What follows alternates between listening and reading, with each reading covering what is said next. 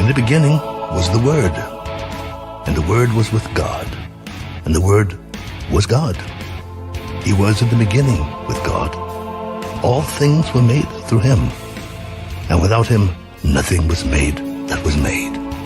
For God so loved the world that he gave his only begotten Son, that whoever believes in him should not perish, but have everlasting life. For God did not send his Son into the world to condemn the world, but that the world through him might be saved.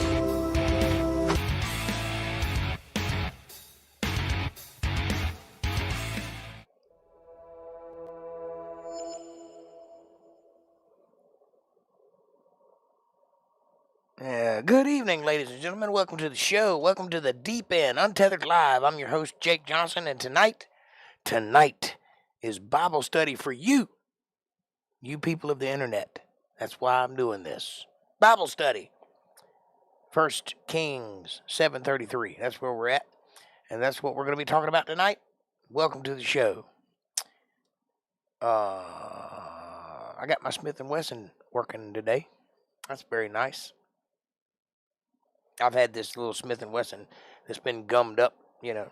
When I found it, it was a rust bucket, and I found it in a pile of old stuff, and I beat on it and banged on it and soaked it in oil and lubricated it and pulled on it and twisted on it and unscrewed it and, you know, finally got her going. So I've got to order one little piece, a little spring that goes in the handle that modulates the trigger action. And that little spring costs $8. When I get that, my little Smith & Wesson will be functional again. And I brought it back to life. I'm very tickled about that. Master gunsmith right here. Another skill I can do. So, I'm really happy about it. I would show it to you, but YouTube would probably freak out if I pulled a real gun out.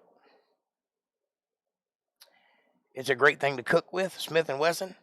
I don't know about that. I think you're thinking about Wesson cooking oil. Smith & Wesson, pistol, revolver. Either way, I brought it back to life. It was dead, and I brought it back to life, so I'm very happy about it. Oh, LOL, never mind. I got you. Hey, what's up, Caucasian Sasquatch is in the house. Good to see you, my friend. Welcome to the show. I got some goings-on going on here. Stop it. Oh, it's good to be here. Did you hear what I said about the Smith & Wesson? Interesting. It was dead. It was froze up, solid, rusted shut, and I brought it back to life.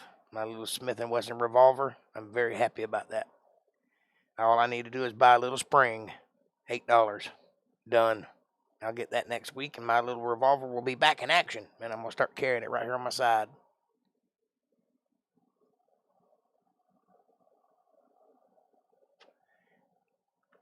I'm happy about it. That's another skill I can add to the notches on my belt. Gunsmith. Done. I can do it. Thank you for modding. I've been here the whole time. Excellent. Well, you're welcome. I have no trouble doing so. I may not always be able to be there, but I'll be there as much as I can be. Because I am quite busy. I got more than one iron in the fire, but I'll be there as much as I can. That sounds like an antic. I suppose it could be an antic. Unless you're talking about antique, in which case, yes, it is an antique Smith & Wesson.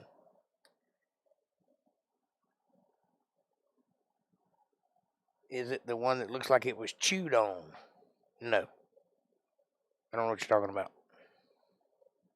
Do I have a gun that looks like it was chewed on?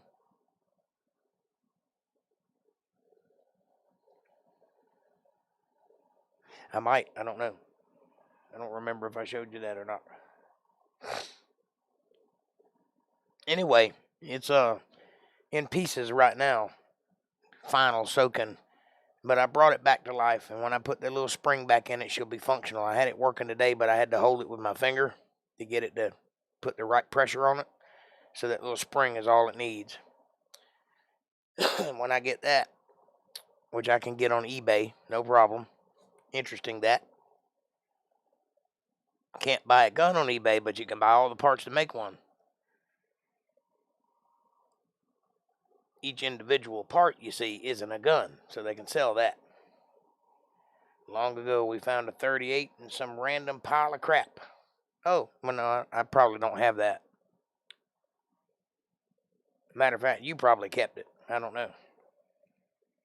No, this was a Smith & Wesson 22 revolver, and it was in a pile of like old tools and forks and shit. It was in a bucket, and it was frozen solid. It had been rained on and all kinds of stuff, and it was no movement whatsoever. And I started soaking it in oil. For about a year, I soaked it. And then I started lubricating it with different kinds of lubrication and playing with it and pulling on it and, you know, working it. And I finally got it broke free. Now it's smooth. No problem. And all it needs is missing that one little spring, and that's all it's missing. Everything else is there.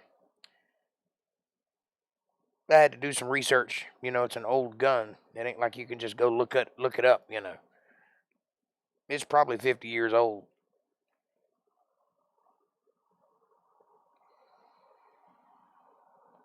I checked it out and decided it was a hammer. Maybe. I don't know. I don't very well remember that. That may not have been me. But it seems like, I mean, this ain't the first time I've ever found a gun, so it's possible it was me. I don't know. We're talking 15, 20 years ago. So, but this gun, this is a sweet little 22, perfect, pocket-sized. It don't have a lot of intimidation factor. It's just there. It will get the job done, but, you know, only if necessary. I already have a Peacemaker, and that's my main pistol, but this will be my backup pistol, little boot gun or whatever. It's about that long. It's a normal size, a little small for my hands. It's more like a girl gun, but she'll do the trick. I'd like to show it to you, but I'm scared YouTube will ban me for showing it. I don't know why they would. There's other gun shows on YouTube, and they show guns that are fully put together. I guess without that spring, technically it's not a gun. I probably could show it to you. What the hell, I'll take a chance. Be right back.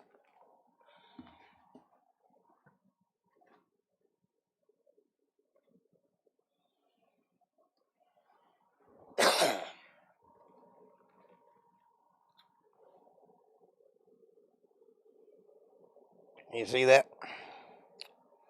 Smith & Wesson, baby. She's beautiful.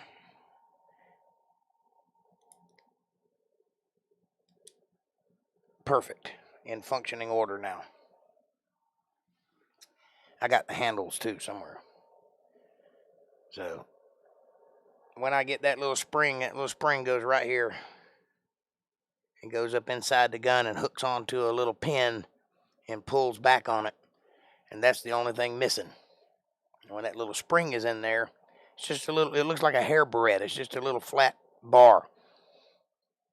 But that does all the work. You know, it puts all the tension on the hammer and all that. All the catch and release, the whole 9 yards, comes from that little spring. And just about every revolver has that inside the handle. And if you don't know it's there, you'll play hell trying to figure out why the thing doesn't fire. It's a toy. Bang, bang, bang. Yeah. That's not a toy. That's a Smith & Wesson. But it's unloaded and it's not put together, so it's inert. Well, soon it won't be. And I won't show it when it's fully functional. You know, rules and all. But you see what I mean by it being just a little bit small? It's just a little tiny, but it's perfect for a boot.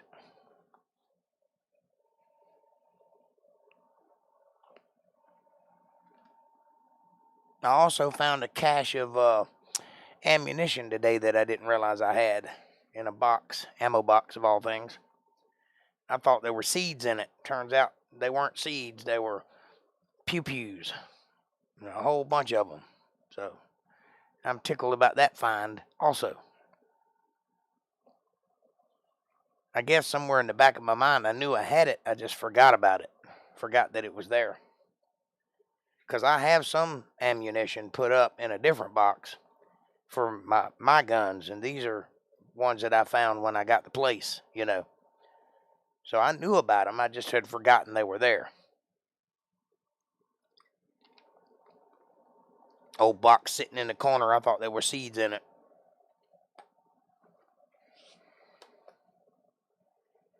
Cool, make some fun stuff. Well, I am making fun stuff. This is a fun thing. It's totally recreational.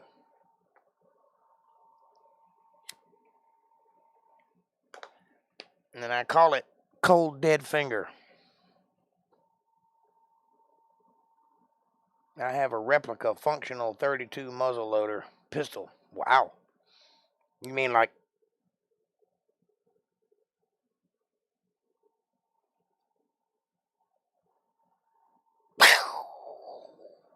one of those guns?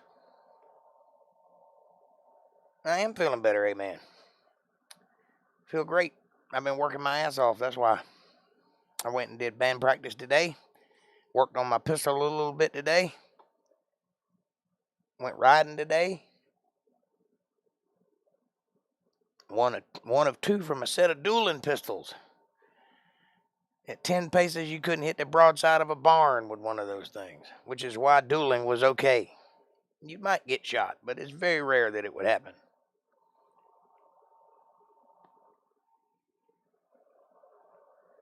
I'm really tickled about that pistol, though. I've been working on that thing for a year. I finally got it moving today. And it's fully, everything works. The cartridge moves around and the whole 9 yards. Comes apart, easy load. I can't wait to shoot it. But I got to get that spring first, so it'll be at least a couple weeks. The other was given to a lady in Boston. Her kids have it. Wow, that's terrifying. I don't have any antique guns like from the 1800s. I've got one shotgun that looks like it may have been on a ship. But it's just a double barrel, long barrel. So it also may have just been in the cowboy and Indian days. I don't know. But I won't fire it because, first of all, there's black tape holding the handle on. So that tells me it's already vibrated apart and could blow up in my face. So basically, it's just in the closet. What can you do with it? And every other gun I got, with the exception of one, is a 22. I got a 22 rifle and two 22 pistols. And that rifle is dead nuts. I don't care what time of year it is. I'm hitting what I'm aiming at with that. I'll shoot a squirrel in the eye with it. I've done it many times. Right in the eye.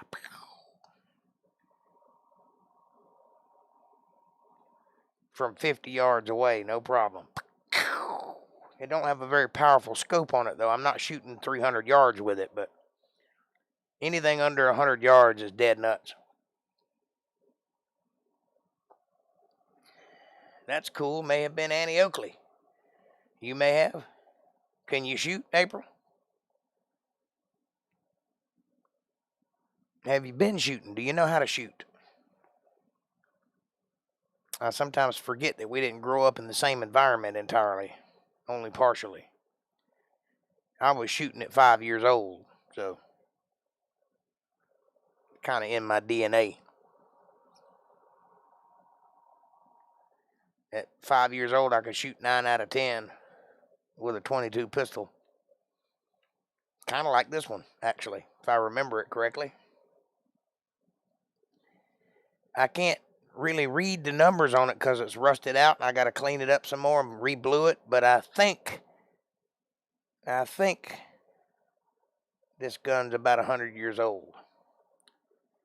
All of the examples that I've found in the last 50 years of Smith & Wesson have chrome on them or different colored metals, and this is all dark metal, iron, cast iron. So I'm thinking it's pretty old. I got to get to the serial number. I have the collection of my wife's grandfather. Her family is anti-gun, and we're freaking out about what to do with them.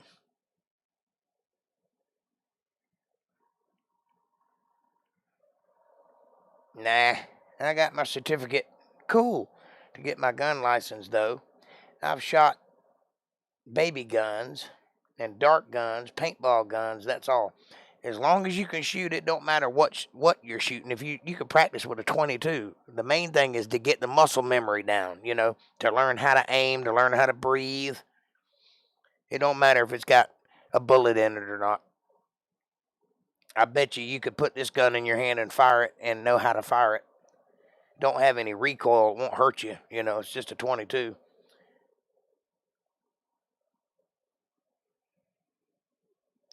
I'm missing a couple of .22s, though. There were some here that are no longer here. And I'm thinking one of our cousins may have gotten them. I'm not sure. I don't know. But there was one that my dad did the business with. The police took that one. And they haven't returned it. And I don't think they're going to. I asked them to, but they're not. It's been over a year and they hadn't. Been over 2 years, actually. So I don't think it's coming back. But there's another one that I taught my children to shoot with. It's a snub nose pistol. And I can't find it anywhere. It's not in anything that's in this house. And I don't know where it went. And I don't know that anybody knew about it because it was in a hiding place. And now it's not. Kind of makes me wonder. Uh-oh. So I told them I told them what they were worth, and they laughed.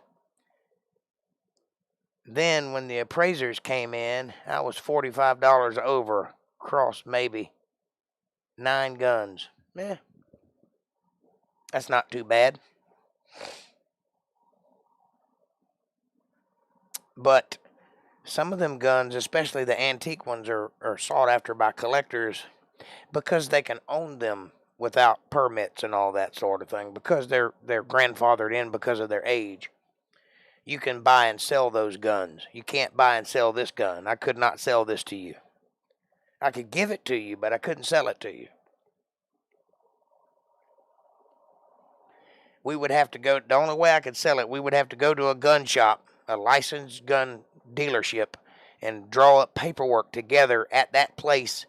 Then you'd have to get the FBI checklist and all that, the background check. And then if approved, then they would handle the transaction and give me the money and you the pistol. But I wouldn't be able to hand it to you myself, which is really stupid, because how are farmers supposed to do transactions with one another if it's illegal?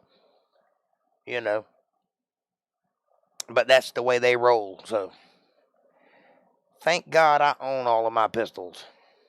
And have since they were created. They're mine. You can't have them. And thank God I ain't trying to sell any of them. I would like something with a little more stopping power, though, so I'm looking into getting a 45 down the road. But right now, my 22s will do the job. They'll run somebody out of here if I need them to.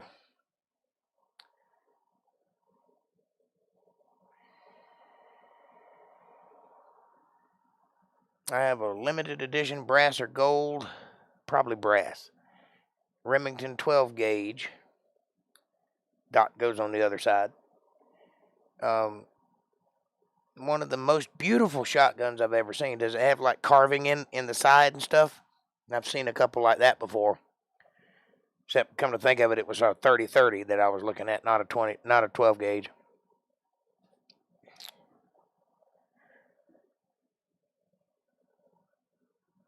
.12 gauge is expressed 00.12. Double aught 12.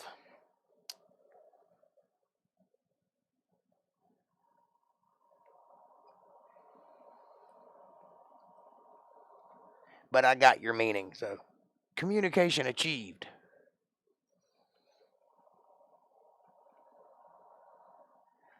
I missed my 30-06. That's a 30.06. Pretty powerful. Shoot 180 grain, it'll rattle your brain. Like shooting a cannon. I had to back down to 115, 110. Just to kill a deer without mutilating it. I shot a deer with a 180 grain bullet one time, and I could put my finger in the hole on this side, and I could put my head in the hole on the other side. Terrifying. Needless to say, that shoulder was not edible. Yeah, I know the autocorrect. I'm not busting your balls. I'm just being me. You know how I am.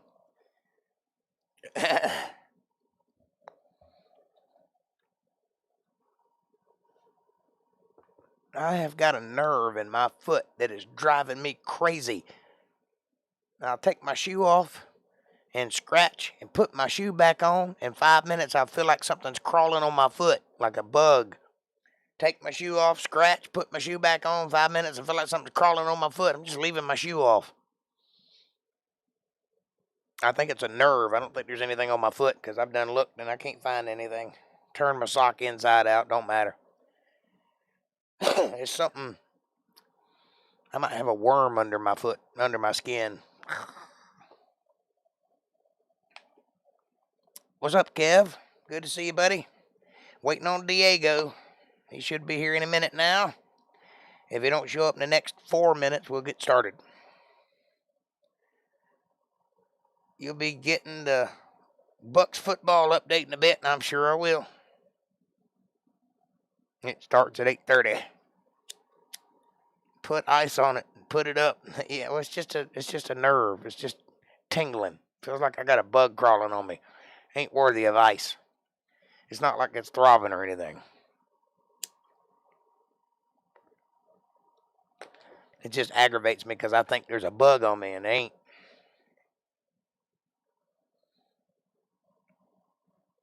Hey, Kev. Good to see you, buddy. It's nice to see you guys talking to me. Y'all were straight up ignoring me Friday night. I felt a little miffed. I had to get off early. Nobody was talking to me. Even Caucasian was ignoring me.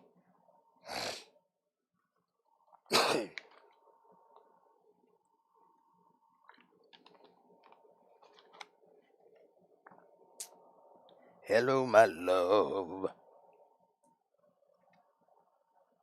You guys are too cute. Too cute. Notice something different about me? I have a little bit of my voice back today. I don't know if I'm just having a good day or if it's a good sign. I don't know, but it sounds like I even did a little singing this afternoon. Horse singing, but singing.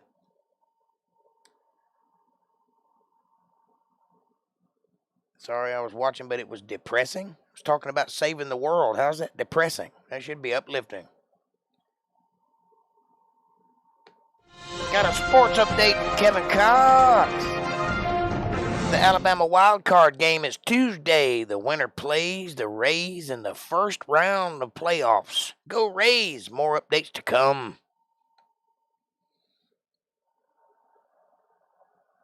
I was busy with unexpected company, cooking and driving. I wasn't ignoring, just couldn't type. Well, that's fine. We all have bad days. Sometimes the Kool-Aid is a little bitter, I understand.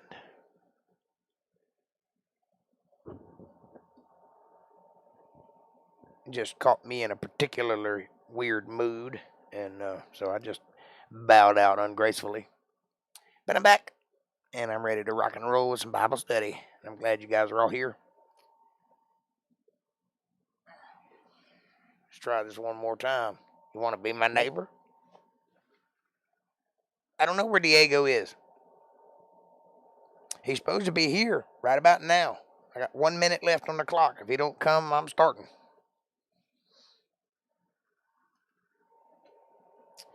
How are you guys doing? How's things going with you?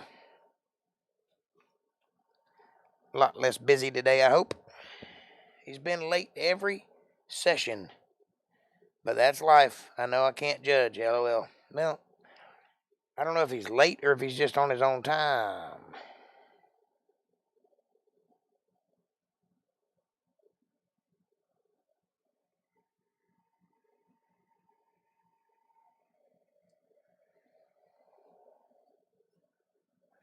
I have worked very hard to be on time for the past 2 years. Sometimes I'm a minute plus or minus, but I'm always right on time. You can almost set a clock by it. It happens. Boy, I'm tickled to death about that. I am just happy as shit. Hey, it's a Cox. Hard Cox is definitely it.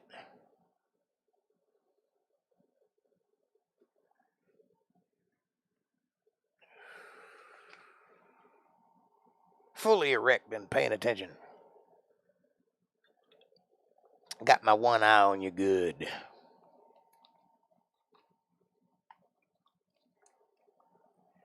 Diego is probably at a family dinner. I think it is awesome how he spends so much time with family. Me too. I just don't have a lot of family to spend time with. Anybody I ever care to spend any time with is either gone or in another state, so go figure. That's why God invented YouTube. Yes, Kev, this is true. That's nothing short of awesomeness. Is it, though? I think it's just above what you're supposed to do. Mundane. I guess it could be awesome, but could also be, what you're supposed to do. Be with your family. Love your family. All right, let's get started, shall we? Yes. Watch this. Hey, got something new going on. That made me dizzy. All right. Where we left off, we were talking about building a temple. That great temple, that Solomon's temple, that temple of God, made by no hands, no tools. Everything was prefabbed off-site and brought there and put there as gentle as possible. That must have been infuriating and exhausting. Can you imagine working with stone and not being able to hew it? Number 2, sports update. Georgia trounced Arkansas 37-0 on Saturday. Also, the Gators lost to Kentucky. Dogs and Wildcats. Kentucky tied for the first in the second East. First in the second East? What? That don't even sound grammatically correct. Either way, now let's focus on what we're here for. And that would be And the work of the wheels was like the work of a chariot wheel. That means with spokes. And their axle trees going across. And their naves, that's the thing that holds the wheel to the axle. And their felloes, that's the thing that the axle sits on. And their spokes were all molten. That means it was cast, like cast iron, but with gold. And there were 4 undersetters to the 4 corners of one base. And the undersetters were of the very base itself. That's the thing that holds the axles underneath to the base. So they were all made into one piece. And in the top of the base was there a round compass of half a cubit high. So it went all the way around the top of the base. And on the top of the base, the ledges thereof and the borders thereof were the same. I believe what we're describing here is a bath. It seems like that's where we were at. There's a big tub that has a lip like a coffee cup, which means it kind of goes out like that. Have you ever seen a little dainty coffee cup? And that lip has a ledge and then a border around it. And I guess that's to keep the water from flowing over as it goes out. For on the plates of the ledges thereof, and on the borders thereof, he graved cherubims and lions and palm trees, according to the proportion of every one. So, however wide the ledges were, that's how big the engravings were. And additions round about. So there were other things on there as well. After this manner, he made the 10 bases. All of them had one casting, one measure, and one size. So there were 10 of the exact same bases all the way around. Then made he 10 lavers of brass. One laver contained 40 baths. That's a big laver. And every laver was 4 cubits. And upon every one, the 10 bases, one laver. So each one of the bases, these are like the feet of the bath. And there's 10 baths. You understand? Does that make any sense? So there's bases, and then there's the pot that goes on top of the base, but it's not a pot. It's a really big bath. It's 4 cubits in size. Probably holds about 12 men. That's how you bathe yourself. Anyway. And he put 5 bases on the right side of the house and 5 on the left side of the house. And he set the sea, that's the big tub, on the right side of the house, eastward over against the southeast.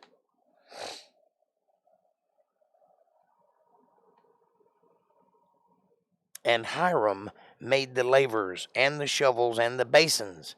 So Hiram made an end of doing all the work that he made King Solomon for the house of the Lord. Now you see, this man Hiram was involved directly. He was, in fact, the master builder on the job site as this temple was being erected. And he was over all of the making of the outside furniture, the basins and the shovels and the places where you burn things. I mean, he did all of it. Hey, there's Sepsin Trichnosis back again. Good to see you, my friend. No, ban the alcohol demon. Well, drink all you want, as long as you listen. That's all that matters. Welcome to the show, by the way. Thank you for coming. I expected you last week, but I'm glad you're here this week. We are discussing the building of Solomon's temple and the man in charge of that job site, and his name was Hiram Abiff, by the way. Not mentioned in this book, I don't think, but that was his name. How do I know that? Because I spoke his words. I know the man personally. And Hiram was the master builder. And all of the ceremonies that the Freemasons based their different degrees on are based on this man's work and this man's life. So that's why he's important. And that's why you should at least know his name in passing.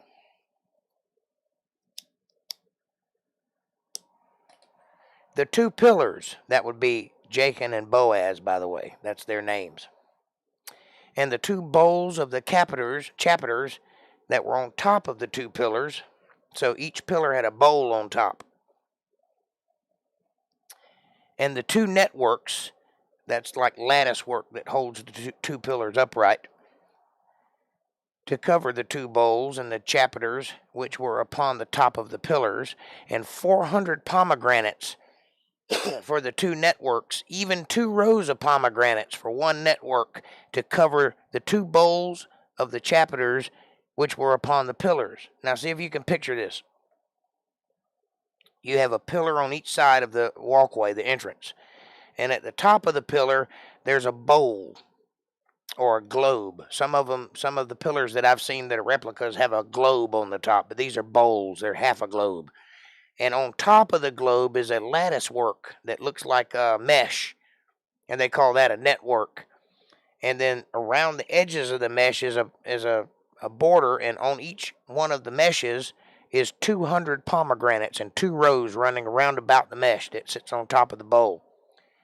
And I don't know what they would put in that, whether they would build a fire in there and it would burn through the mesh, or whether they'd put manna in it or some other symbolic thing. I'm not really sure how they'd go about doing that. However, this was the concept, that at the top of these pillars there would be something in the bowls.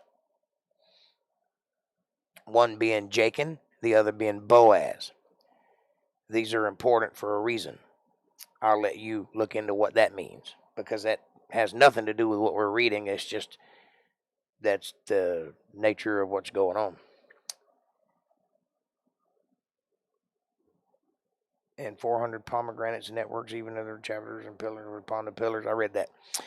And the 10 bases of the 10 lavers on the bases, and the 1 sea, and 12 oxen under the sea. Remember, the oxen are 2 by 2, and their asses are facing inside, and their faces are facing outside. So you've got this big bowl sitting on top of the backs of 2, 4, 6, 8, 10, 12 oxen on each side, 2 on each side of this big sea is what they're calling it, a sea, but it's a bath. It's a giant bath. If I remember correctly, and I may not, but it seems like this thing held 450 some odd gallons.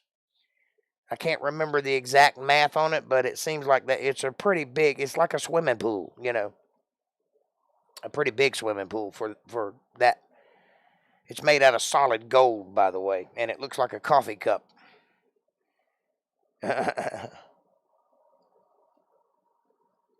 And the 1 sea, and the 12 oxen under the sea, and the pots, and the shovels, and the basins. This is where you would burn burnt offerings.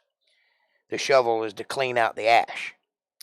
The pot is for the ash to go in, and the basin is where the burning happens, on the altar above it. And all these vessels which Hiram made, and also you could put the blood of the burnt sacrifice, you could pour the blood in the basin also. And that may be what they used it for. And all of these vessels which Hiram made to King Solomon for the house of the Lord were of bright brass or gold, depending on how you look at it. Bright brass is highly polished bronze. Well, bronze is a little different than brass. It's a little darker in color, but you know what I'm saying. It's highly polished, either way you look at it.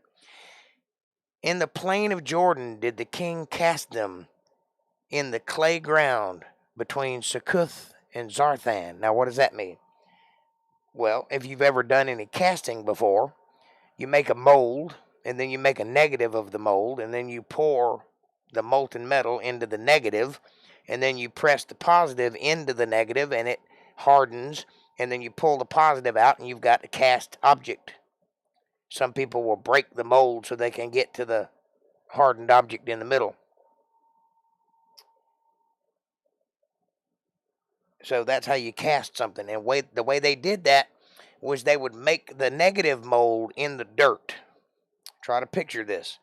You know how you can go out and you can kind of wet sand and it'll get hard, and then you can compact it and then it'll get really hard, and then you can press your thumb into it and make a indent.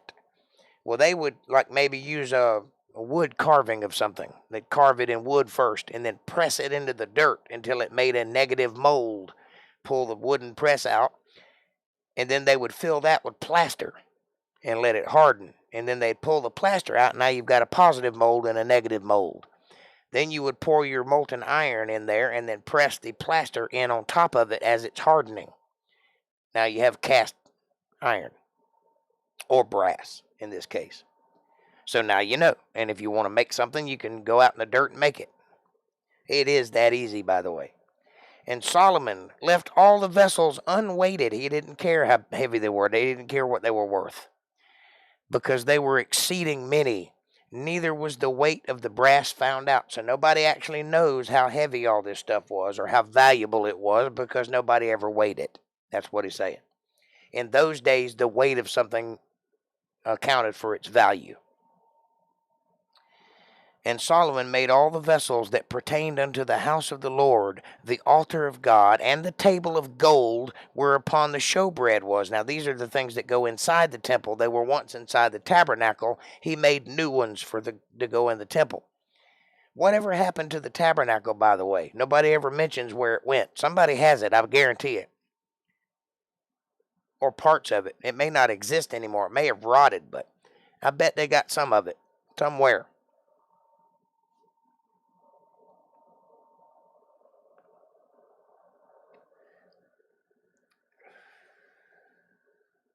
And the candlesticks of pure gold, 5 on the right side and 5 on the left. That's called a menorah, by the way. Before the oracle, which is the holiest of holies, the room where the Ark of the Covenant would sit, with the flowers and the lamps and the tongs of gold and the bowls and the snuffers and the basins and the spoons and the censers, which is a container, a censer, of pure gold, and the hinges of gold, both for the doors of the inner house and most holy place, and for the doors of the house, to wit, of the temple. So, basically, all of the doors had golden hinges. The doors themselves were made out of heavy cedar wood and golden hinges. The Templars took it and hid it away. Well, I am a Templar, and I would know. So, nope, that's not it. So was ended all the work that King Solomon made for the house of the Lord. And Solomon brought in the things which David his father had dedicated, even the silver and the gold and the vessels did he put among the treasure of the house of the Lord. Now at this time, Lebanon cedar, that's correct, Sepson. You are absolutely correct. It was the king of Lebanon who told Solomon, I'll give you anything you want to build this temple. The only thing I ask in return is a few wives and free passage through your land. But you can come get all the cedar you want. And we'll even bring it to you. And Solomon said, no, I'll send my guys after it, but thanks for the offer. And he also paid the man in installments every year that he was king. He sent money to pay for all of these cedars that was offered to him for free just because he didn't want to owe anybody any money. That's baller right there. Get it for free. They give it to you out of reverence that you're the king, and you're like, I'll pay for it. I got it. That's pretty bad. Then Solomon assembled the elders of Israel and all the heads of all the tribes, that would be 12, the chief of the father of the children of Israel, unto King Solomon in Jerusalem, that they might bring up the ark of the covenant of the Lord out of the city of David, which is Zion. Let me say that again for those of you who are paying attention so that you hear me. The city of David, which is Zion. Where is Zion? Inside Jerusalem, inside the walls of Jerusalem on a particular little hill. The same particular little hill that's just shy of where Golgotha is. They own it. They have it right now. Where is temple? Where is the temple? In Zion.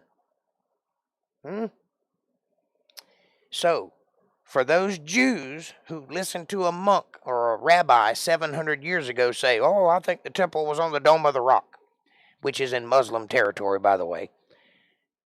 We can't build the temple until we own the Dome of the Rock, which is why the war is going on between the Muslims and the Jerusalems, or the Israelites, rather. That's not the only reason, but that's the big reason, because they want property. Both Both religions claim the Dome of the Rock, but only one religion at this moment has access to it, and they block out everybody else.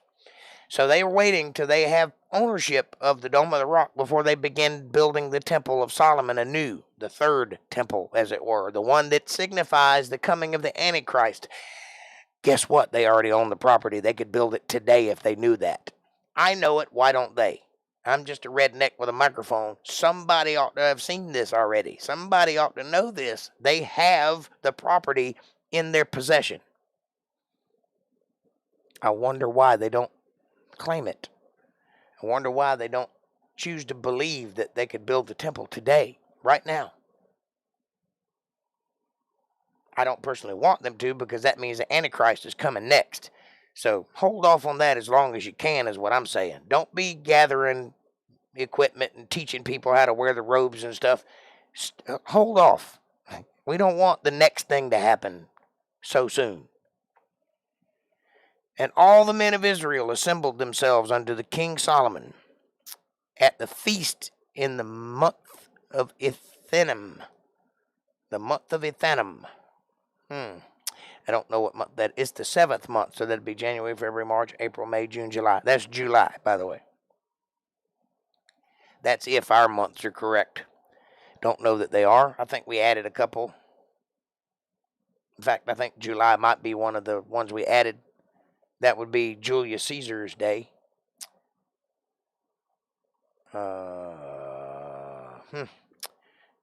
That's a study we ought to get into. And all the elders of Israel came, and the priests took up the ark. The priests, who were, by the way, Levites of full-blood descent, because, and more especially, if anybody touches the Ark of the Covenant who is not a full-blooded Levite, they will be struck dead immediately by God. This is the law that was written the day that thing was built. Only Levites can bear it. Only Levites can move it or touch it.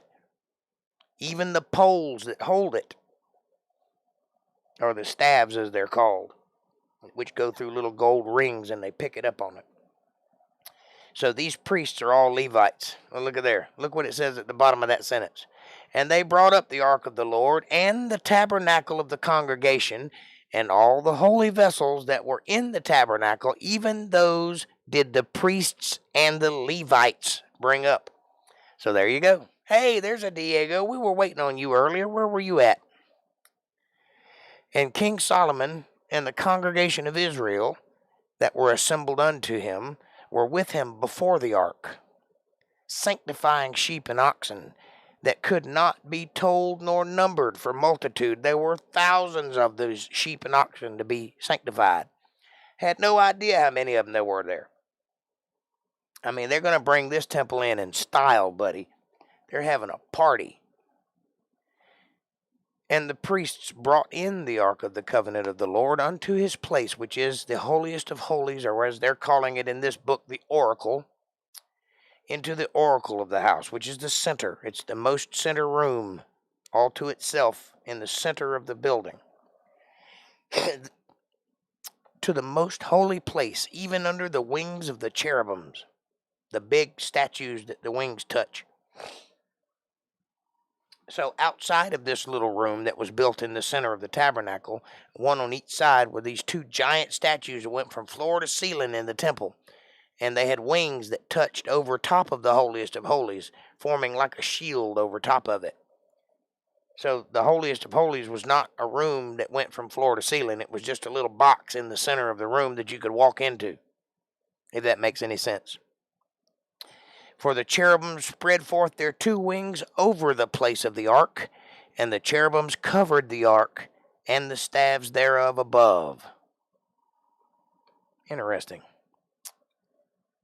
You know who else was a cherub that covered? Lucifer. Could these be statues of Lucifer? It's possible. Because he was the cherub that covereth, the protector of the mercy seat, as it were. And that mercy seat now sits upon the Ark of the Covenant, which is where God comes down to hold counsel with man, or did at one time. I don't think he does anymore. I think he's probably disgusted with mankind at the moment. I know I am. And they drew out the staves that the ends of the staves were seen out in the holy place before the oracle, and they were not seen without. And there they are unto this day. This day, the day this book is written, not this day, the day we're reading it. Hey, there's a new name. Euclides Gonclaves. What a name. I like it. Hello, welcome. Enjoy the show. There was nothing in the ark save 2 tables of stone, which were Moses's, put there by Horeb, when the Lord made a covenant with the children of Israel. That would be the 2 stones that the 10 Commandments are written upon, when they came out of the land of Egypt. Well, now, this may be before. It may be that Solomon put the other 2 things in the Ark of the Covenant, because there's 3 things in the Ark of the Covenant. There are the 2 tablets, which are the 10 Commandments. There is a rod, a portion of the staff that Aaron, Moses' brother, held. They didn't put the whole thing in there. They just cut it because it budded after it had been dead for 1,000 years or however long it was. And then there was a bowl that once held manna, which was fed to the Israelites as they came up out of Egypt, and they were fed manna on a daily basis. So this is symbolic of that, God taking care of them while they were in the wilderness.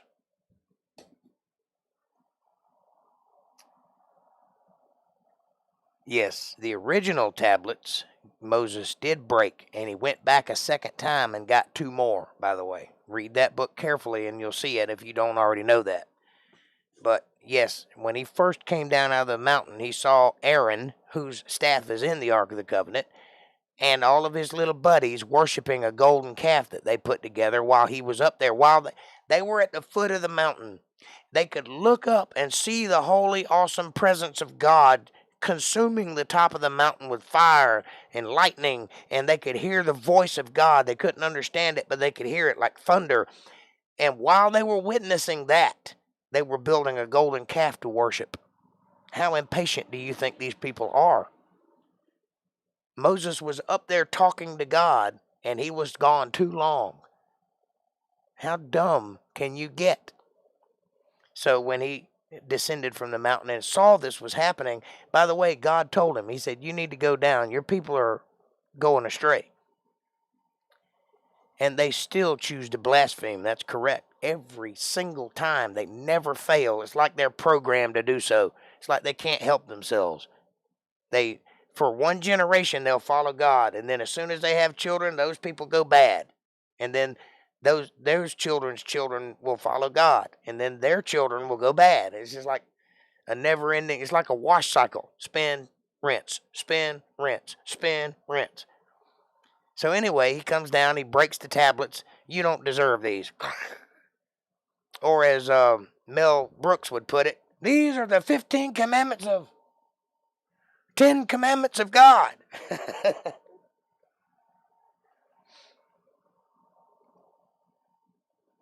So he went back up and had God make him a second set. Actually, I don't know if God made the second set or if he did. God made the first set, though, for sure. Pizza sounds wonderful. I'm eating nothing tonight. I'm fasting, mostly because I'm broke. All right. And there was nothing in the ark save the 2 tables of stone which Moses put there at Horeb, when the Lord made a covenant with the children of Israel when they came out of the land of Egypt. And it came to pass, when the priests were come out of the holy place, that the cloud filled the house of the Lord.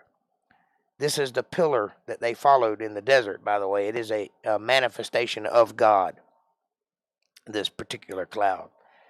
So that the priests could not stand to minister because of the cloud. It was too thick. They couldn't breathe. They couldn't be in there. They had to get out. So the priests could not stand to minister because of the cloud, for the glory of the Lord had filled the house of the Lord. Then spake Solomon, the Lord said that he would dwell in the thick darkness. Yeah, but inside of that mist is where God is.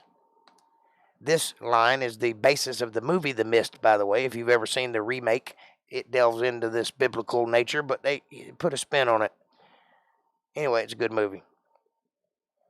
I have surely built thee an house to dwell in, a settled place for thee to abide in forever. And the king turned his face about and blessed all the congregation of Israel. And all the congregation of Israel stood. They rose up and gave obeisance to Solomon. And he said, Blessed be the Lord God of Israel, which spake with his mouth unto David my father, and hath with his hand fulfilled it. Fulfilled what? Fulfilled the prophecy of Jesus Christ, saying, Since the day that I brought forth my people Israel, which means to wrestle with God, out of Egypt, I chose no city out of all the tribes of Israel to build an house, that my name might be therein. But I chose David to be over my people Israel. Lo ami, my ami. Your people, my people. That's what God is saying here. And it was in the heart of David my father to build an house for the name of the Lord God of Israel. But he couldn't do it. He couldn't do it because he was a man of war. He had blood on his hands. God wouldn't allow him to build the house. But he chose Solomon, who lived in peace, to build this temple. So David basically designed it, but Solomon built it. And the Lord said unto David my father, Whereas it was in thine heart to build an house unto my name, thou didst well that it was in thine heart. It's good that you thought of it. You just can't do it because you're disgusting. You got blood all over you. Nevertheless, thou shalt not build the house, but thy son that shall come forth out of thy loins, he shall build the house unto my name. And the Lord hath performed his word that he spake. And I am risen up in the room of David my father, and I sit on the throne of Israel, as the Lord promised, and have built an house for the name of the Lord God of Israel. You go, Solomon. Way to kick butt. And I have set there a place for the ark, wherein is the covenant of the Lord. That is his promise to man. You follow these rules, and I will do these things, which he made with our fathers, namely Abraham and the other patriarchs, when he brought them out of the land of Egypt. And Solomon stood before the altar of the Lord in the presence of all the congregation of Israel, and spread forth his hands towards heaven. And he said, Lord God of Israel, there is no God like thee in heaven above or on earth beneath, who keepest covenant and mercy with thy servants that walk before thee with all their heart. Who has kept with thy servant David, my father, that has promised him. You kept your covenant with him. You promised him and you kept it. Thou spakest also with thy mouth. It wasn't a dream. It wasn't an angel speaking. You spoke directly to my father. That's not something God normally does. And hast fulfilled it with thine hand. Fulfilled it. Fulfilled what? The prophecy that David spewed out of his mouth. That's the prophecy of Jesus Christ. You'll figure this out later on. As it is this day, that prophecy is fulfilled. Therefore, now, Lord God of Israel, keep with thy servant, that's Solomon, David, my father, that thou promised him, saying, There shall not fail thee a man in my sight to sit on the throne of Israel, so that thy children take heed in their way, that they walk before me as thou hast walked before me. Make sure that your children walk after God just like you do. And make sure that they know to teach their children to walk after God just like they did. That is the covenant. If you do that, God will bless his nation. That there will never fail a man of Solomon to sit on the throne. One of his descendants will always be on the throne if, there's that big word, if they follow his commandments and statutes. You see, a promise takes two parties. You can promise something all day long, but if you don't keep up your end of the bargain, why should God? And to all those people that say, well, God is evil. Why does he allow such and such? Or why, if there was a real God, why does he let such and... Because you didn't keep your promise. That's why. It's not his fault. It's your fault. You have to keep up your end of the bargain, and it's easy to do. Don't kill anybody. Don't lie. Don't steal. Don't cheat. Don't look at another man's wife and wish you were him. Don't send him to death so you can have his wife. You know, that sort of thing. David, I'm watching you.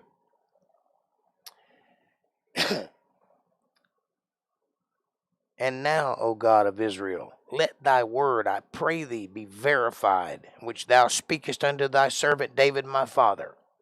But will God indeed dwell on the earth? Question mark. Will God be here? Are you going to be here? Yes, he will. Are you going to see him? Maybe not. Depends. Behold, the heaven and the heaven of heavens cannot contain thee. How much less this house that I have builded? It's just a little shack. It can't contain God. Yet have thou respect unto the prayer of thy servant, and to his supplication, or his sacrifice. O Lord my God, to hearken unto the cry and unto the prayer which thy servant prayed before thee today.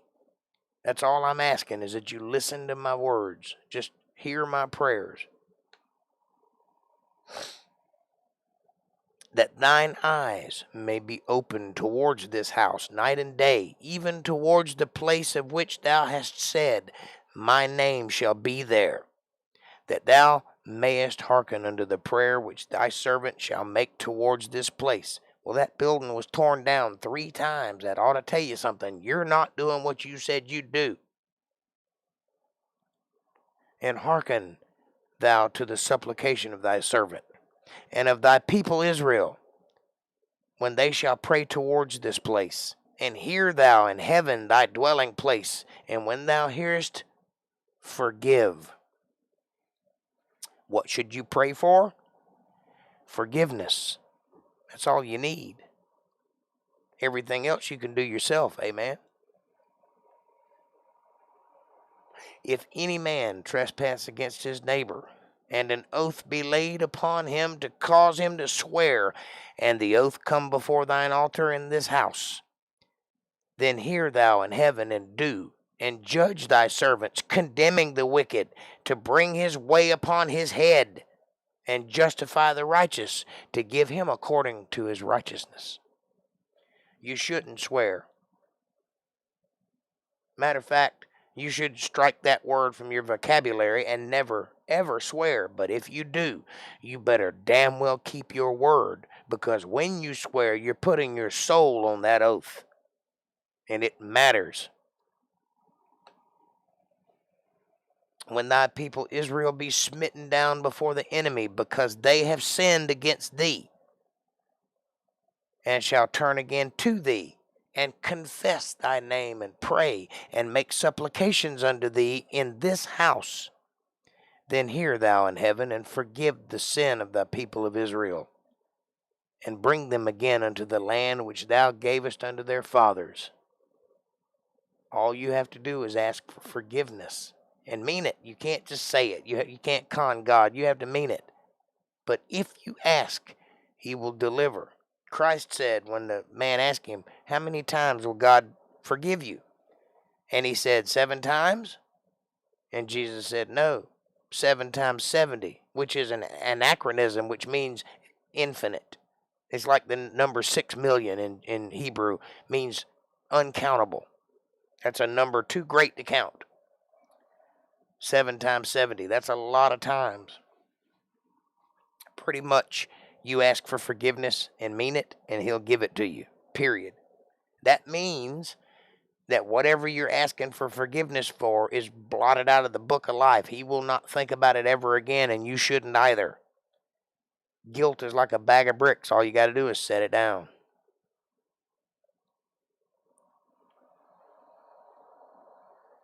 And bring them back to the land which you gave their fathers. That means that they've lost that land because of enemies, or because of wars, or because of whatever. They lost the right to be in their inherited land. But God will bring you back to it if you ask. It won't be gone forever. 50 years is Jubilee. That means everything you owe is given back to you. even if you don't ask. But with God, you have to ask. And you have to mean it. You have to think about it. You have to know you're wrong. If you don't know that, you can't very well ask for forgiveness. That's what the book says. I'm reporting the news. Don't shoot the messenger. When heaven is shut up and there is no rain because they have sinned against thee, what causes drought? Well, one thing that causes it is lack of rain. Another thing that causes it is sinning against the Father. If they pray towards this place and they confess thy name and turn from their sin, that's two qualifiers. They must confess that he is God, and they must no longer sin. When thou afflictest them, then hear thou in heaven and forgive the sins of thy servants and of thy people Israel, that thou teach them the good way wherein they should walk, and give rain upon thy land, which thou hast given to thy people for an inheritance. That is the area where we went through that in a previous book, where it laid out every piece of land that was inherited by every tribe member, down to the county they lived in, how many people by the numbers they got what they got. Some got a double portion, some got half a portion, but they all got something. They all inherited land. Now, they've, in days past or days since, lost that land to various wars and whatever, but they can get it back. And it'll be plentiful once again. All they have to do is ask for forgiveness. Now, if you know anything about geography, you'll know that that area where all this inherited land is pretty much desert right now. It's pretty much barren. It's all brown for sure, tan and brown. There's no green anywhere hardly. That's because they've been doing a lot of sinning. Now, if that area will ask for forgiveness and turn against the sin and turn back to the Father who gave them that land, it will once again become fertile and once again be the land of plenty, the land of milk and honey flowing. Will that happen? Your guess is as good as mine. I don't know. It's not my job to judge. It is not my job to predict. I'm just telling you what the book says. If there be in the land famine, if there be pestilence, blasting, mildew, locusts, or if there be a caterpillars, any kind of critters that have more than one leg. If their enemy besiege them in the land of their cities, whatsoever plague, whatsoever sickness there be, what prayer and supplication whosoever be made by any man, or by all thy people Israel, that's everybody, by the way, which shall know every man the plague of his own heart, and spread forth his hands towards this house, then hear thou in heaven thy dwelling place, and forgive and do and give to every man according to his ways. What is Solomon asking for? For you to get what you deserve. That means if you do good, you'll get good. If you do bad, you'll get bad. But that's according to your ways. You build the hell you suffer. Whose heart thou knowest. You know every man's heart. Even before they're born, you know what kind of man they are. So if they call unto you, give them what they deserve, but forgive their sins. That seems like a fair deal. Thou, even thou only, knowest the hearts of all the children of men. That's everybody. That they may fear thee all the days that they live in the land which thou gavest unto their fathers. Moreover, concerning a stranger, that's non-Jewish people, that's a Gentile, concerning a stranger that is not of thy people Israel, but cometh out of any far country for thy name's sake, for they shall hear of thy great name, and of thy strong hand, and of thy stretched out arm. When he shall come and pray towards this house, hear thou in heaven thy dwelling place, and do according to all that that stranger calleth to thee for, that all people of the earth may know thy name, to fear thee, that's reverence, not terror, to fear thee as do thy people Israel. and that they may know that this house which I have builded is called by thy name. That's Yahweh or Jehovah or whatever you want to call it, however you want to pronounce it. Yahweh, whatever. That's the name of that temple. If thy people go out to battle against their enemies, whithersoever thou shalt send them, and shall pray unto the Lord towards the city which thou hast chosen, and towards the house that I have built for thy name, then hear thou in heaven their prayer and their supplication, and maintain their cause. Make them successful is what he's saying. If they sin against thee, for there is no man that sinneth not, and thou be angry with them, and deliver them to the enemy, so that they carry them away captives unto the land of the enemy, far or near, doesn't matter. Yet, if they shall bethink themselves in the land whither they were carried captives, and repent. Hey, dude, what's the guy's name? Remember the guy that was plaguing us a while back? Says you can't sin because you're saved? Read this chapter right there. If God is mad at you and you get carried away because you've done wrong and he's punishing you, and you bethink yourself or have a change of heart or understand you have made an error and repent, that's the guy. You must repent and make supplication unto thee in the land that they carried them captive, saying, we have sinned and have done perversely, we have committed wickedness, and so return unto thee with all their hearts. That's called repenting. You must repent of your sin that you do because you're not perfect. And with all their souls in the land of their enemies, which led them away captive, and pray unto thee towards their land, which thou gavest unto their fathers, the city which thou hast chosen, and the house which I have built for thy name. Hear their prayers and their supplications in heaven, thy dwelling place, and maintain their cause, or make them successful.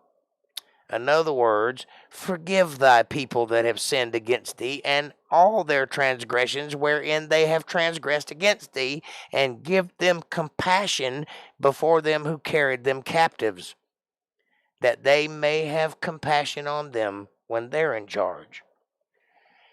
For they be thy people, and thine inheritance, which thou broughtest forth out of Egypt from the midst of the furnace of iron. That's the golden age of Egypt.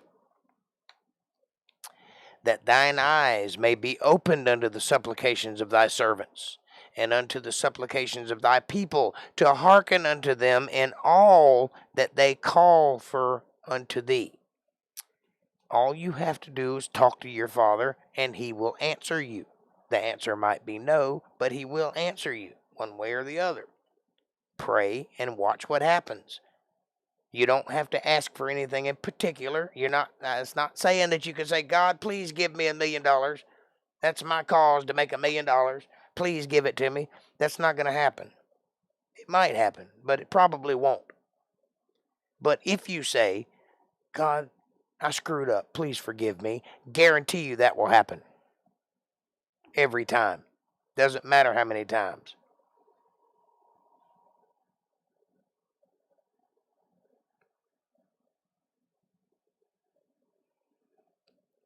Very beautiful prayer, yes. Thank you, Diego. From a very strange group of people who claim heartfelt hubris. That's the people that I'm talking about. Yes, they are strange indeed. And they are hubristic. Hubristic? Hubrist? Full of hubris? They have hubris. For thou didst separate them from among all the people of the earth, to be thine inheritance. That means that the Jewish people, the land of Israel, the people of Israel are separate from everyone else on earth. They are to be peculiar and have strange rituals and things that we don't understand because they're separated from us. They are not the same as us. Even now, even in their sin, they are separate from the Gentiles. As thou speakest by the hand of Moses thy servant, when thou broughtest our fathers out of Egypt, O Lord God. And it was so that when Solomon had made an end of praying and all this prayer and supplication unto the Lord, he arose from before the altar of the Lord, from kneeling on his knees with his hands spread up to heaven. And he stood and blessed all the congregation of Israel with a loud voice, saying, Blessed be the Lord, that hath given rest unto his people Israel, according to all that he promised. There hath not failed one word of all his good promise, not one word, which he promised by the hand of Moses his servant. He did every single thing he said he would do, and you were the benefactors of it, so bless God for that. The Lord our God be with us, as he was with our fathers. Let him not leave us nor forsake us, that he may incline our hearts unto him, to walk in all his ways, and to keep his commandments and his statutes and his judgments, which he commanded our fathers. That is the qualifier. You want to get all these promises that God laid out? There's 5 books full of it. You want all those promises? Keep his commandments and his statutes and his judgment, and walk in his ways, and you will have it. But you have to do your part, or you don't get it. It's that simple. That's not being preachy. I'm not telling you how to live. You do your thing. I'm going to smoke a cigarette while I'm telling you all this. I'm telling you, though, if you follow God's laws, he will bless you. It's that simple. I am living proof of it. I am doing the bidding of God, and he makes absolute certain that I never need anything. I don't have a regular job. I make a little bit here and a little bit there, but I always have everything I need.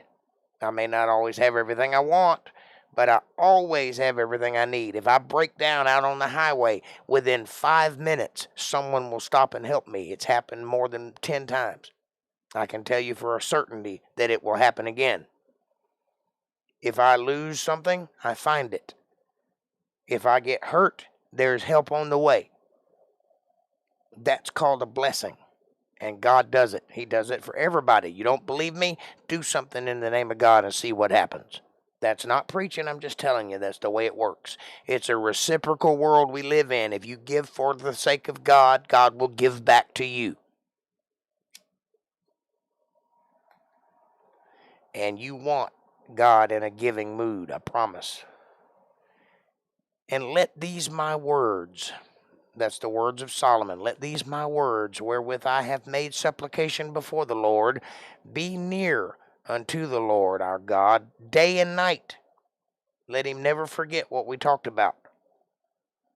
That he maintain the cause of his servant and the cause of his people Israel. Sort of like the concept of karma. Yes, exactly. If you do good, you get good. That's exactly right. Only it's not karma. That just may be what the Indians call it, but it is the blessing of God. That's just the way it is. Now, what is God? I don't know. Nobody does. There is a thing that is greater than us that caused all of this. And whatever that thing is God. And this book makes him sound like a person that I can relate to and understand his motivations, his needs, his desires.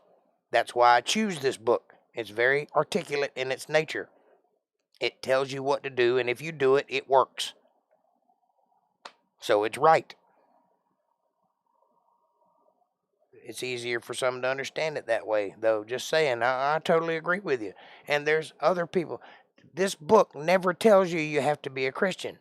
You know who else wasn't a Christian? Jesus Christ. He wasn't a Jew either, but he wasn't a Christian. He was somewhere in the middle. My point is that if you walk right in God, you don't even need to read this book for it to work for you. You don't have to read the book to be a good man. It'll help you, especially if you have trouble being a good man. It will teach you things that you may be able to apply to other parts of your life. It will give you wisdom in a way that nothing else will. And that's why I'm doing this. Because there are somebody needs to be saying something on the internet that's true.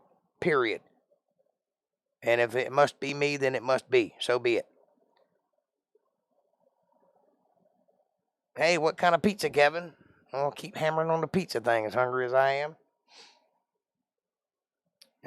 At all times, as the matter shall require,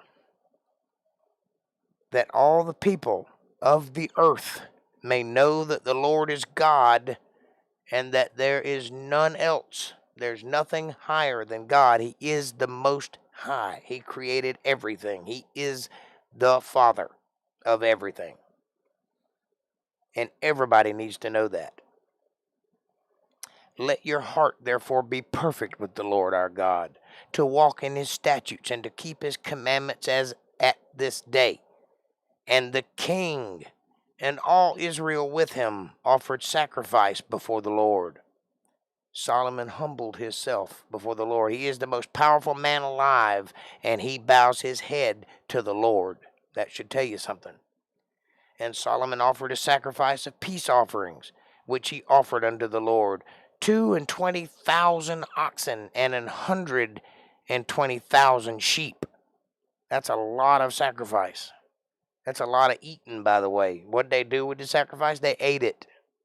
It's like cooking dinner, only they bless it for God. So the king and all the children of Israel dedicated the house of the Lord, and there it was. The same day did the king hallow the middle of the court that was before the house of the Lord. That means that he dedicated it to God and made it sanctified, probably by sprinkling the blood of some of those sacrifices all over the place. For there he burnt offerings. He offered burnt offerings and meat offerings and the fat of the peace offerings, because the brazen altar that was before the Lord was too little to receive the burnt offerings and meat offerings and the fat of the peace offerings. He burned it right there in the courtyard. It was too little to put all that meat on that one little grill. So he did it right in the middle. He built a big fire right in the middle. That's what I'm guessing. And at that time, Solomon held a feast, and all Israel with him, a great congregation, that's thousands of people, from the entering in of Hamath unto the river of Egypt. That's a lot of people. That's a lot of land. Now, all those people came to this dinner before the Lord our God. 7 days and 7 days, even 14 days. That's how long they feasted. 14 days. It took them that long to feed everybody. 14 days. That's a lot of people. That's more than the people that are there right now. And on the 8th day, he sent the people away and blessed the king. And they blessed the king and went unto their tents joyful and glad of heart, drunk, for all the goodness that the Lord had done for David his servant and for Israel his people. And it came to pass, when Solomon had finished the building of the house of the Lord and the king's house, that's the cedar house that was right beside the Solomon's temple, and all Solomon's desires, which he was pleased to do, he was happy to do it, that the Lord appeared to Solomon the second time, as he had appeared unto him in Gibeon. And the Lord said unto him, I have heard thy prayer and thy supplications that thou hast made before me, and I have hallowed this house which thou hast built, to put my name therein forever. And mine eyes and mine heart shall be there perpetually. That's for the rest of time. It means there will never be a moment his eyes and his heart won't be in that spot. Even if there's no temple there, that's where God's eye and his heart is, right there in Zion. There will never be a day when Jerusalem isn't special, is what I'm saying. And if thou wilt walk before me, let's read that qualifier again so that you hear it and let it sink into that brain of yours. If Thou wilt walk before me as David thy father walked, in integrity of heart and in uprightness, and do according to all that I have commanded thee, and wilt keep my statutes and my judgments, then, that's the end of the program, then I will establish the throne of thy kingdom upon Israel forever, as I promised to David thy father, saying, there shall not fail thee a man upon the throne of Israel. There will always be someone who is descended from David sitting on that throne, as there is to this day. Queen Elizabeth is one of his descendants. All kings are coronated unto God, all of them, in every country. And all of them snake their way back to one of the 12 tribes. All of them. Make no mistake about that. You don't just become a leader. You're born one. It is nepotism. It came from before, and it's passed down to you. Even our presidents, there's a pedigree. They all go back to King somebody. But if ye shall at all turn from following me, or your children, you or your children, if either one of you turn from following my ways, and will not keep my commandments and my statutes which I have set before you. That's the 10 commandments. That's the words in this book. But go and serve other gods, little g's, and worship them. Then I will cut off Israel out of the land which I have given them, and this house, which I have hallowed for my name, will I cast out of my sight. And Israel shall be a proverb and a byword among all people. What condition is Israel in right now? Is there a temple there? Why do you think that is? Was that temple torn down 3 times and remains torn down to this day? Is Israel or Jerusalem a byword that you hear everywhere you turn around? Somebody's talking this and talking that. Somebody's mentioning Israel, because it is a byword and a proverb unto all people, because they sinned against the Lord. That's why. And when they turn back to the Lord, then that temple will be rebuilt. Divine right to rule, that's correct. Something like 33% of the U.S. past presidents trace ancestry to a royal house. It's more than that, but it's 33% that you can see it evidently. Some of them are cousins or mixed in somehow, but they're all, if they were president of this United States, if they were leaders of this country, they trace back to some lineage somewhere and are thus related. Absolutely.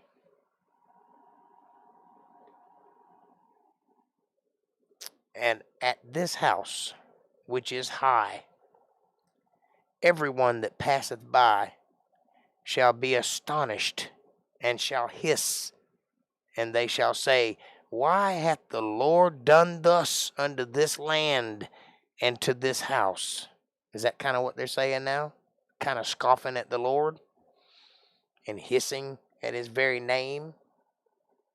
And they shall answer, because they forsook the Lord their God, who brought forth their fathers out of the land of Egypt, and have taken hold upon other gods, and have worshipped them, and served them. These other gods, by the way, are sticks and stones and made of metal. They don't have any power. They can't build anything. They can't create anything. You're worshiping an inanimate object. Don't do that. That's an insult to the highest degree to the Father who made you. Therefore hath the Lord brought upon them all this evil. And that's where we're going to stop for today, folks. We'll pick up tomorrow night, 9:10, and finish out this book, I think. I hope you enjoyed this read. I hope that you found it enlightening and learned something. I hope that it touched you in ways that you weren't prepared for. I hope, most of all, I didn't stumble too bad over my words. and trip you up in the meanings of things. I was trying to make it clear. I hope that I did. Hey, I want you to do me a favor and hit that subscribe button. Press the bell icon so you get notifications of when I'm going to be here. Smash that like button like it owes you money. God knows it owes me some. Share this video with somebody you love. Hey, better yet, share it with somebody you don't love. Bring them into the family. Make them part of this fold. Be part of their solutions, not part of their problems. Leave a comment down below and let me know what you're thinking about. Question me, curse me, bless me, challenge me, confront me, conform with me, drink my Kool-Aid, drink your own damn Kool-Aid. As long as you're thinking critically, that's what I want. Critical thought coming from that brain of yours.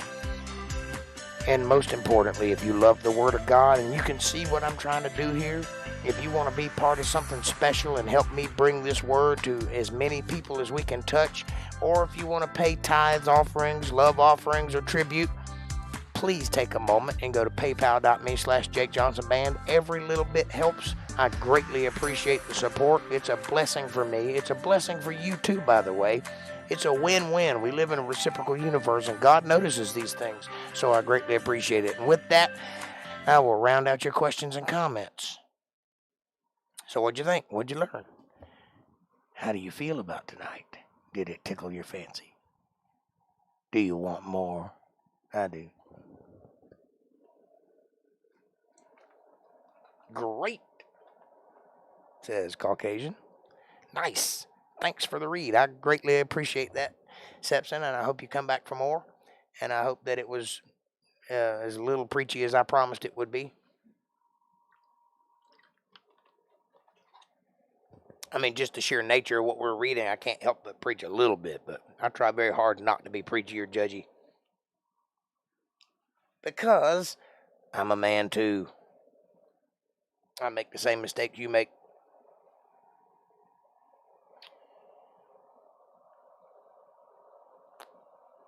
But yes, all leaders, all people of power, all judges are all appointed by God from one way or another. And if you do a little bit of research into their lives, you will see it happen. I've seen it happen anyway. I've seen enough evidence to prove that I'm right about it. To myself, if not anybody else. April, what'd you think? Diego, are you still here? Did I lose you? Caucasian Sasquatch. What ironic sarcasm have you got to show at me? Or, whatever. I had a good time, I know that. Not too preachy, good. You can't help but get a bit caught up in it while you're reading it. That's true. And sometimes the stories move me, and sometimes I don't think I'm even talking. Sometimes I think it's coming from other places. But I try very hard not to be preachy, because that's not my job. I'm not here to save you. I'm here to educate. And if you get anything out of it, that's fantastic. That's what I feel like I've done something. Thanks. Love it. Was awesome, says April. Bravo. Lots of hands and faces. Pizza just arrived. You're just teasing me with that pizza, aren't you? My stomach's growling. I can't eat till tomorrow night, so enjoy your pizza.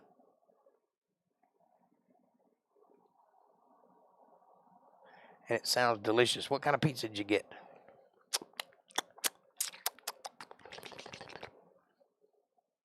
Did you get pepperoni and cheese? Tell me you didn't put anchovies on it. Or pineapples. Blech. I don't even like sausage on my pizza. I just like pepperoni and cheese. That's it. I'm a pepperoni cheese kind of guy. I don't like bell peppers or any of that stuff. Mostly things I have argued about in my youth and have not taken the time to reevaluate until recently. Yes, sir. Unfortunately, there are a lot of traditions of men and a lot of false teachings going around, and they confuse young people. And then young people are not stupid. And when they see the hypocrisy, they immediately turn against it. And the problem is the religion falls by the wayside because they blame the man, but they blame God. But God didn't tell them to teach that. That's the thing that most people don't understand. These people are charlatans. They're after one thing and one thing only, and they're concealing that fact. And they hide it under prayer and under all the preachy bigness. I tell you up front, if you want me to keep doing this, I need to survive. So it's upon you to donate if you can. I never tell you how much. I never tell you when to. That's up to you and God. If you feel led, do so. If you don't, don't. That's fine. What I do is free. But realistically, I can't do it forever for free. I've got to make a living at some point. So, that's between you and God. That's not what they do, though. They make you feel like it's your responsibility and you'll go to hell if you don't do it. And you should feel ashamed of yourself because you don't give them every penny you got. And it don't matter if you got Medicaid or you can't pay your bills or you got things you have to, buy medication and stuff. They don't care. Put it on your credit card. You can write it off later. I'll never do that, ever. I'll never beg you for money. That's the difference. And because of that freedom, I can tell you the truth. There is nobody above me telling me what I can and can't say. And what I see to the best of my ability, I report to the best of my ability. That's not saying I'm right all the time. I might be wrong about things, but you can bet one thing for sure. If I say it, I believe it with all my heart until I see otherwise. I will never tell you something I'm not sure about. I will never tell you a lie. I will never tell you something that I think is wrong. And that you can have faith in, that you can count on. So, youth is wasted on the young. Amen. Pineapples and Spam. Ew, that's a bad pizza. Pepperonis, onions, and extra cheese. That's a pizza. Now, should you follow a guy like me? Well, that's up to you. If you think what I'm saying is true, then yes. Should you donate to a guy like me? The Bible says to tithe where you're taught. And if you feel like you've learned something, then absolutely you should. That is right. That's righteous with God. That's okay. And you set the number. You decide what it is you think I'm worth. However, if you don't have it, don't give it. Period. If you have it and you got it to spare, then by all means, I could use it. I hope that's clear. I hope that gives you an idea what my motivation is. The main reason I'm doing this is so that my children have something they can look back on one day. But you also. And if I can reach a bunch of other people, that's fantastic too. Because everybody needs to know the truth. And there's a lot of people out there spreading things that aren't true.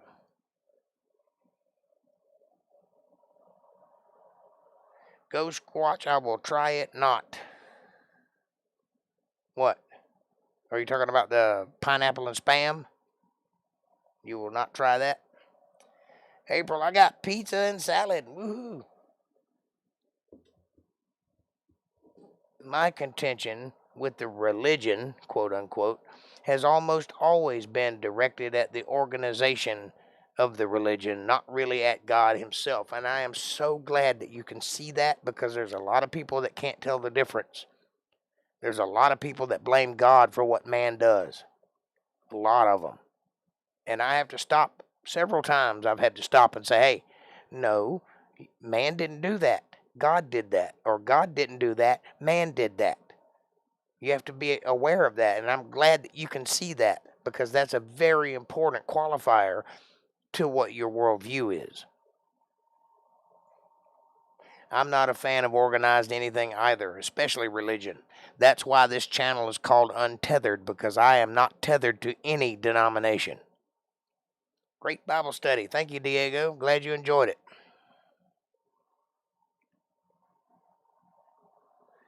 Solomon's prayer was very long. Yes, it was. But it was very apropos. And I'm glad that he prayed it, but because of that prayer, we can ask for forgiveness. He did pour his heart into it.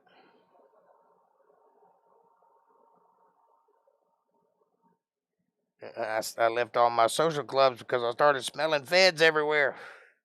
Religion is personal, not something that can be dictated. Absolutely. Your relationship is between you and God. My role as a pastor is to educate. That's what a pastor does. The word pastor is the same word as teacher. It's the same word. Stetson and gun oil. That smell, that's a good smell. But yes, your salvation is between you and God. I'm not here to save you. I'm just here to give you some words and what they mean. That's it. And you can take that knowledge and apply it to your religion as you see fit. But your salvation is between you and God. It has nothing to do with me. I'm not part of that deal. And you're not part of my deal with God. That's why I'm not judgmental. I'll take all comers as long as they'll listen. That's the thing you have to do here is listen. I don't care who you are. I don't care what you do. I don't care what your orientation is. I don't care what your gender is. If you'll listen, I will talk to you. Because that is my job. And if I even ask you what any of those things are, it's just out of curiosity. I'm just trying to get to know you. It has nothing to do with how I feel about you. Or you're welcome to be here. You're welcome regardless. Let's face it. If Solomon was alive today, he would be a Georgia Bulldogs fan. Why? Because he is the wisest man in the world, next to Jake.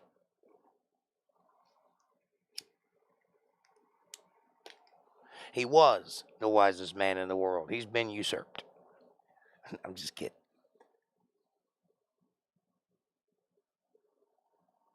I agree, says Caucasian.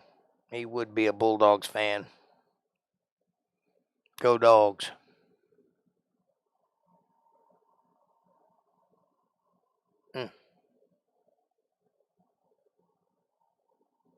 Go Dogs. Roof.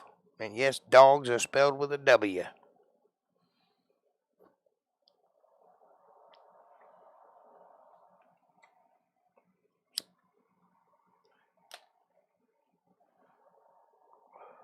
I got the hiccups for some reason.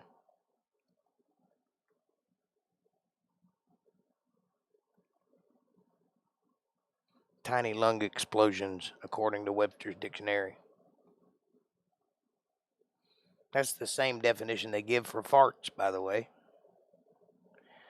There are times still where I hope to argue with God, but I think that is more of being a contrarian than being against God. You know, the word Israel means, it transliterates into wrestles with God.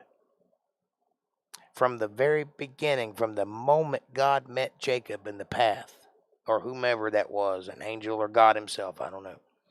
He intended to wrestle with him. He intended for you to struggle with it. If you don't struggle with it, you're not paying attention to it. That's what learning is. You have to mistake. You have to see the error. You have to fight with it. You have to tear it apart. You have to analyze it. And then you come to a conclusion. That happens when you're older. Yes, you're supposed to wrestle with God. That is no wrong in that. As long as you're wrestling with God, you're reaching for him. You're just trying to understand. You're a man. You've got lots of programming up here that you got to get through. Totally understandable. Don't ever fault yourself for that. You are one of God's, whether you want to be or not. But I don't think you're against God, or you wouldn't have been here this long. Contrarian, there's no harm in contrarianism.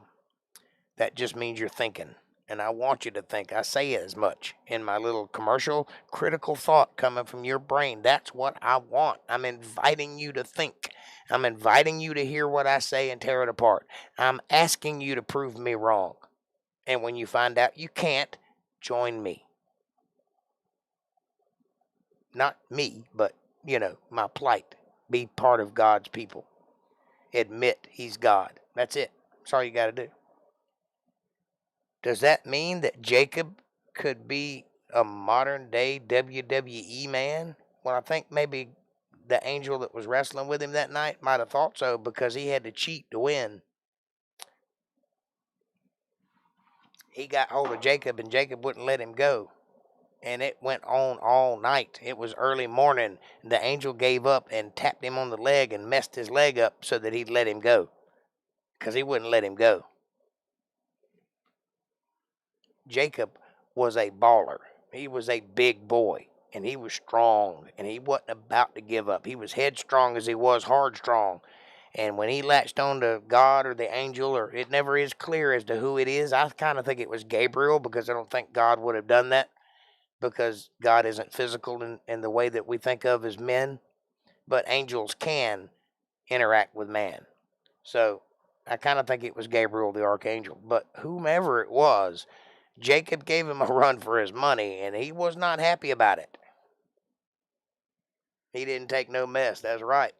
And he was bound to determine he was going to either win or die trying. And he was bound to determine that angel was going to submit. He didn't submit, but he cheated to get out of his grip. He broke his hip or something, messed him up. He never walked right again after that. It says in the Bible that he touched the cleft or the inside of his thigh, meaning inside where his hip is. In other words, he probably broke his hip to get him off of him. But you want to talk about wrestling with God? Jacob put up a wrestle. So, yeah, he could have been a MMA guy. Damn WWE, he could have been MMA. He was grounding and pounding. And that angel didn't think it was funny.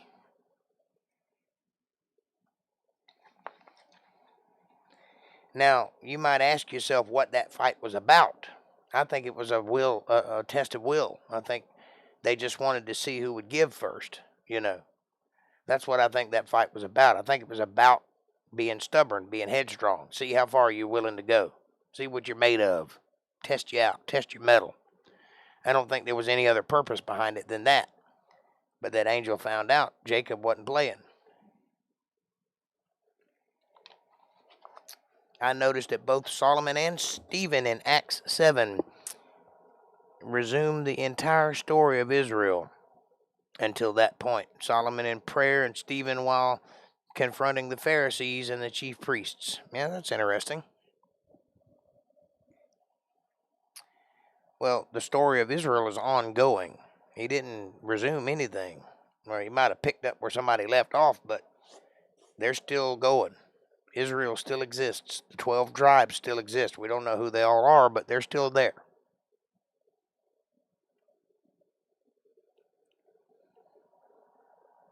One thing I know for certain, though, the people in Israel right now that call themselves Jews, the guys with the funny little squigglies and the funny little hats, those are not real Jews.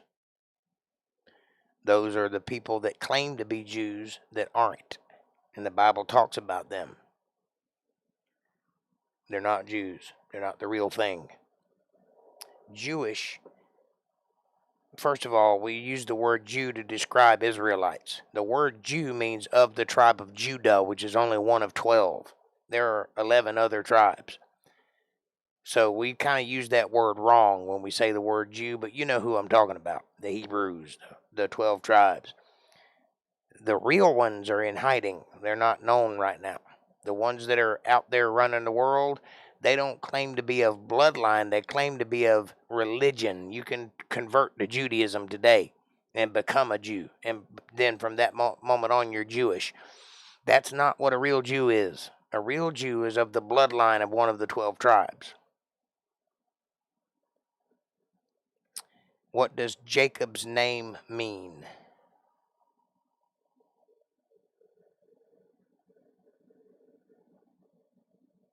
I don't know what that last thing is.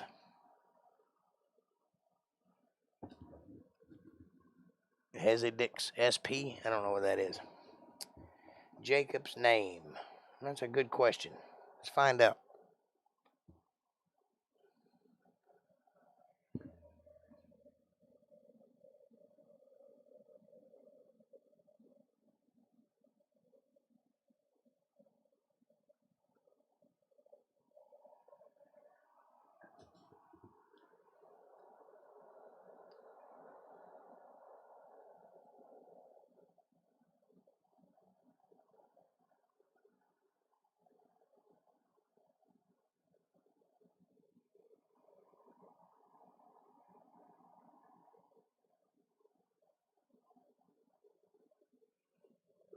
meaning to follow at the heel or supplant.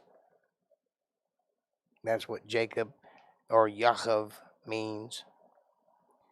It's later converted to Israel, which means to wrestle with God. So he literally had a name change by God. So before that, it meant to follow at the heel or to supplant. And after that, it meant to wrestle with God. Hope that answers your question. Oh, SP is shorthand for spell check. Got it. Now for dessert, a Chucky bar. Yummy.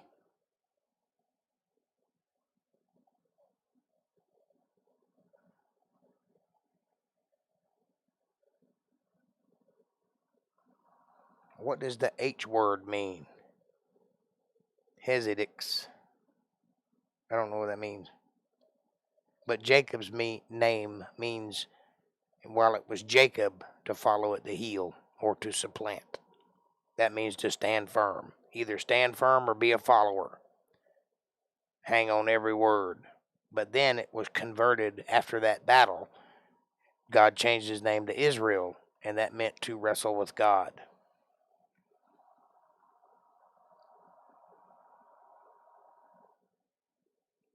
Oh, I'm sorry to hear that, April. I love you all. I just found out a friend of mine passed away I went to high school with, and my brother just called and told me. I'm sorry to hear that. Sorry for your loss. It is the denomination or sect name. Gotcha.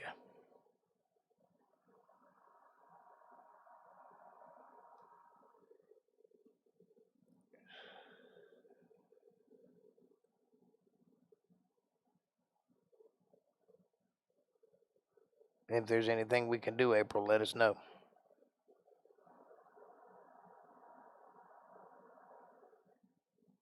Hesitix. Are you speaking about the people who are claiming to be Jews? Is that what you're saying? That's who they really are?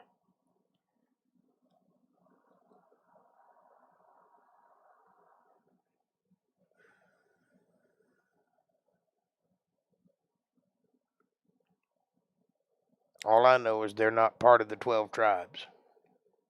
They're most certainly not Levites or Judea. Not sure of the cause yet, though. You don't know why that person passed away?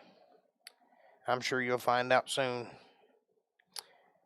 Nobody's getting out of this world alive, folks. We act like it's a surprise every time it happens, but we should be used to it because every person we've ever known has either died or is going to. It literally happens to everyone, except for 2 people. There's been 2 people that didn't die. And they will die, they just haven't yet. Correct. They have usurped them. Okay, that makes sense. I'll look into that. Jacob and his 12 sons began the great nation of Israel. Yes, they did. Yep, it's going to happen to us all. No one here gets out alive. That's right. I'm sorry to hear that, April, says Diego. Well, obviously, our prayers are with you.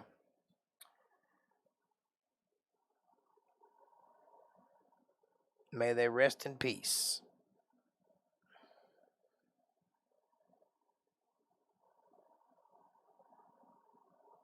Caucasians driving. Must be going to get some pizza.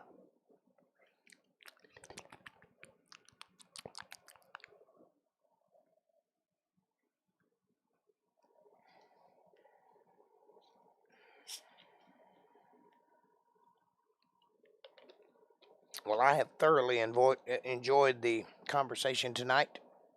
I thank you all for contributing and for being attentive and talkative. That always helps. Obviously, we will continue this tomorrow night at 8:30, and where we will finish out this book, hopefully. And thank y'all for the kind words of love. Y'all all so much. Thank y'all all for the kind words. Love y'all all so much. It's amazing what punctuation will do for a sentence. Israel is always an overly touchy subject. Yes, it is. Solomon had some pretty powerful allies, among them King Hiram of Tyre. Yes. Not to be confused with Hiram of Biff, the master builder. Different Hiram. Thanks for the show. Well, you're certainly welcome. I hope you come back for more later. Indeed, trichinosis, says Diego. And thank you, Diego.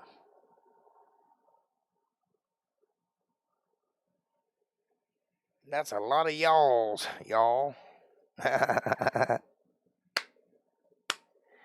Thank you guys so much for enjoying the show tonight, and thank you for tuning in. Take care of yourselves and each other. Be kind to somebody today. Don't wait. Just find somebody and be nice. See where that takes you. Say yes to somebody. Be affirmative. Be useful. Use those talents that you have and see what happens. I love you all from the bottom of my heart, and I will see you guys tomorrow night. I am going to go pee because I really have to, and then I'm going to bed because I got to get up early in the morning. Have a great night, and I'll see you. Thanks for watching.